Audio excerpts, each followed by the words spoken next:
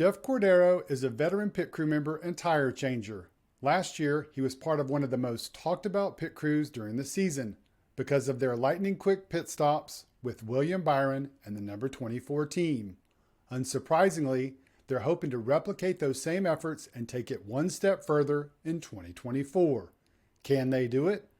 We sat down with Cordero to find out. We'd like to welcome back to the channel to preview the 2024 season, Jeff Cordero, a member of the 24 pit crew. Jeff, thanks for joining us back on Beatin' and Bangin' to preview the 2024 season. Thanks for having me back. So we're 10 days away from the Daytona 500. But before we get into the upcoming season, Jeff, I want to find out what you did this past offseason. Well, this past offseason, I spent a little time to recoup, get the body healthy, get it healed right. That Nascar season takes a toll, especially on us pit crew guys.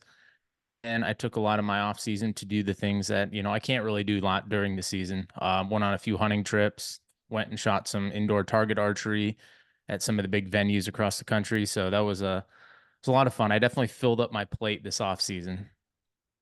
So do you have a routine or any kind of thing that you do in the off season as far as training where you're working with your team members or by yourself working out? What does that look like?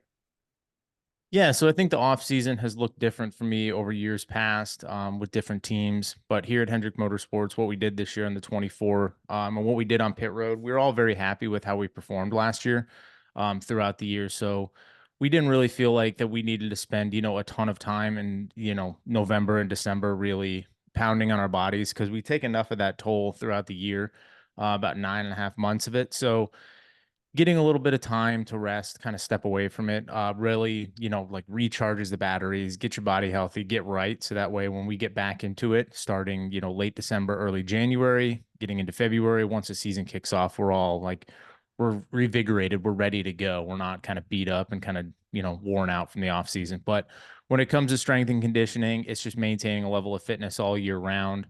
I don't know if I particularly do anything different in the off season as much as maybe just kind of, work on some nagging injuries, fix some asymmetries, and kind of get your body healthy. Like I said, it's such a long season. We have to be healthy for such a long time, and we're expected to perform at the highest level that anytime you can get an opportunity to maybe, back down just a little bit and kind of like fix some of those issues so they don't become, bigger issues as the season goes on, that's a good time to do it. So looking back on the 2023 season, I mean, it was a huge season for William, got 6 wins, made it into the championship 4. What do you remember most about the 23 campaign? Man, 2023 was definitely a special year. Not just for me, but for a lot of people on the team.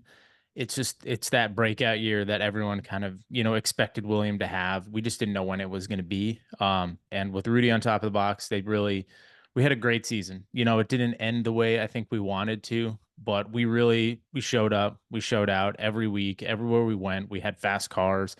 I've been on teams in the past where it doesn't matter where you go, you feel like you have a chance to win.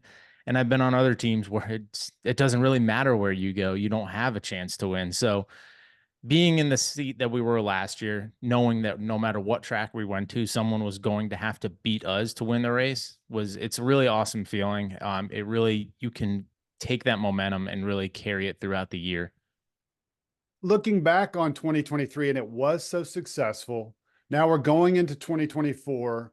What are the expectations for William, for the pit crew, for everybody? Because it seems like there's a lot to live up to because like you said, he had a breakout season. 6 wins is a lot of wins. And you guys routinely were talked about on the broadcast of being one of the top pit crews. So how do you top that? Or is the goal just to maintain what you achieved in 2023? I don't think the goal is ever to maintain. I think it's always to improve. And I think, yeah, we might have a little bit of pressure on us, but then, pressure is a privilege. Not many people are fortunate enough to be in that position where they can have that pressure where they are expected to perform all the time. I feel like for our team, whether it's our crew chiefs, engineers, spotters, driver, all the road crew guys, pit crew guys, it really doesn't matter. I think we all excel under pressure and we want to have that pressure on us because, like I said, it's a privilege to have it because if you're having that kind of pressure, you're doing something right.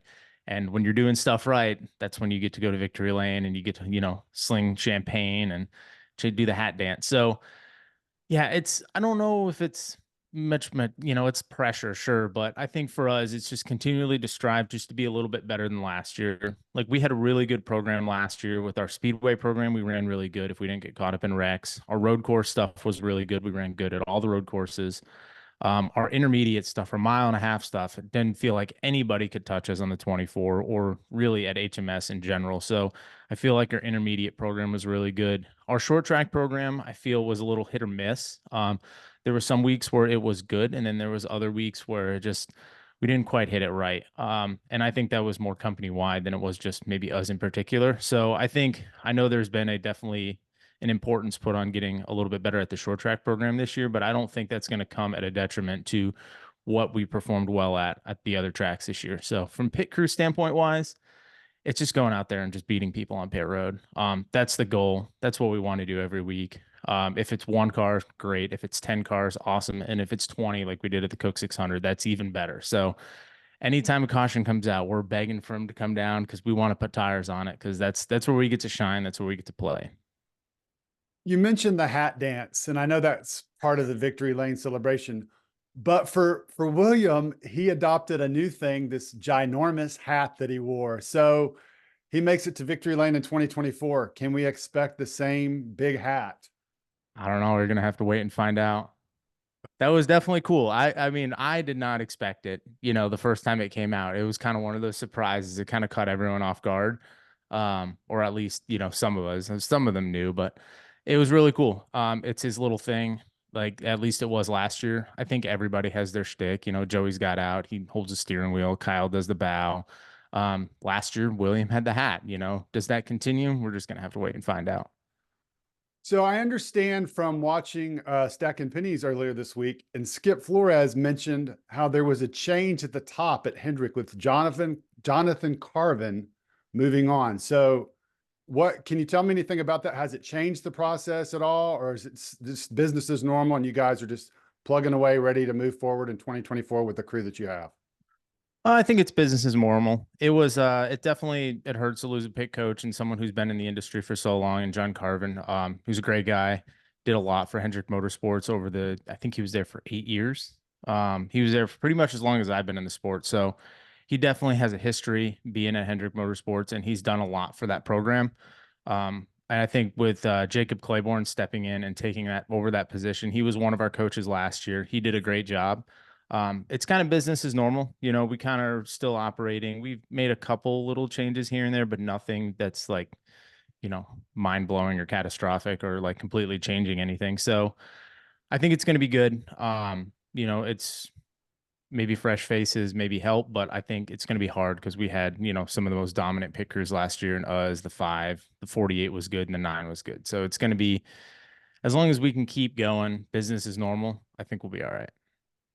I'm just curious, going to the first race of the season, the Clash last weekend, and as you know, everything was moved up. I don't know if you heard Williams' comments before the race, but he made an interesting remark that I actually wrote a story about this week on heavy.com about how he kind of wished that NASCAR would adopt the NFL flex schedule. So I don't know if you've ever heard him talk about that or it's been talked about in the garage. I've never heard anyone talk about it. But I think it's a really interesting suggestion just because what it means is the NFL, they give a week, and in their case, sometimes 28 days in advance for a flex game. So what William was suggesting is instead of waiting till 3 or 4 hours before the race and moving it up from Sunday to Saturday, coming into the week, understanding that LA was going to have historic flooding like Chicago. So we know we've been down this path before. And the NASCAR officials could say, all right, on Tuesday, we know there's this historic flooding event coming. We're going to move the schedule from Sunday to Saturday. That would allow all the fans to make it to the race moved up. That would allow them to work with their television partners. I'm just curious if you've ever heard him talk about that. And if not, just what you think about the idea, because I think it's a great concept and it would definitely help ratings and putting fans in the stands. Yeah, I think it's a great concept. I think when it comes to weather, it can get kind of tricky, because some of that stuff just kind of it shows up. It's kind of hard to predict weather that far in advance. But I do think that maybe having a flex schedule to kind of help, with viewership, like once beginning part of the year now, we kind of fight with some other sports in the summer. We're kind of not on our own, but we don't really fight as much for the schedule. But once we get into the fall, we start fighting a lot with playoff baseball or like running, people running for baseball, trying to get into the playoffs. You fight with the NFL, you fight with college football. We fight a lot for the ratings. And I think maybe to help get better ratings, once those schedules come out and we can see what's, hey, this could be a conflict for us. Or maybe if we moved up a day, that would help us get better ratings, have more viewership. Maybe that would be a good thing. I don't think there's anything necessarily wrong with it. It's not like we're going to be moving, races all over the place. You could move it up a day or two earlier, but I don't think it's a bad idea. No. All right. And a couple final topics to touch on, Jeff. The Netflix docuseries Full Speed comes out. I'm guessing you've watched it. Yes, no? Yes. And your thoughts.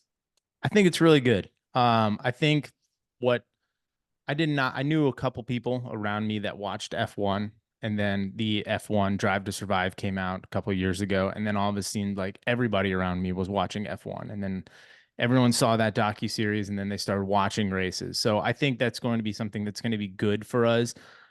Watching the documentary itself, I think it really did a good job of portraying, the playoffs and how the season goes, and kind of building some characters in Denny and Booty and some of these other guys and William that it's going to make it interesting where people are going to want to tune in and want to see how these things go. Like, is this the year that Denny gets his championship? Like, we've talked about this for how long, So like it's one of those things. It's like, is he going to be the next Mark Martin of the sport, or is he going to finally get one? So I think it's going to be good. I think they did a really good job with the document, with the series. So I'm looking forward to seeing how this maybe helps our ratings in the future or what comes out for next year. All right. And our final question is, I know 2 years ago, Joey was proclaiming the 22 in 2022. Bubba said something similar last year, and now here we are. It's William Byron's number is up, the 24 in 2024. He had 6 wins last year. Like you said, a breakout season. Is this the year, as we're talking about Denny, is this the year that William breaks through and it's 24 in 2024? Well, I sure hope so. I've been down this road once before. I did the 18 and 18. Kyle came off that awesome year in 17. For sure thought we were going to go win a championship in 18 and came up a little bit short. We ended up winning it in 19. So, but I hope so, right?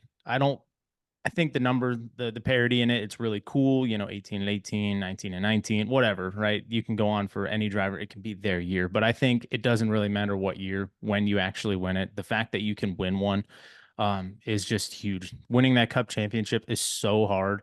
So few guys in the garage actually get the experience of winning it. And it seems like the ones who do win it just keep winning multiples because it is so hard. It takes that special recipe of having the right driver, crew chief, engineers, team, pit crew to go along with all of that. So if it's this year, man, I sure hope so. I don't know how many more years in this sport I'm going to be doing it, but I'm trying to rack up as many championships as I can. I can't think of a better year to win it. It would be great for the numbers aspect of it. Because I don't think anyone has actually won a championship in the year that is their car number. So I think it'll be really cool if we could do that. All right, Jeff, thanks again for joining us. Look forward to having more visits with you in the 2024 season and wish you the best of luck with the 24 team in 2024. Thanks for having me on.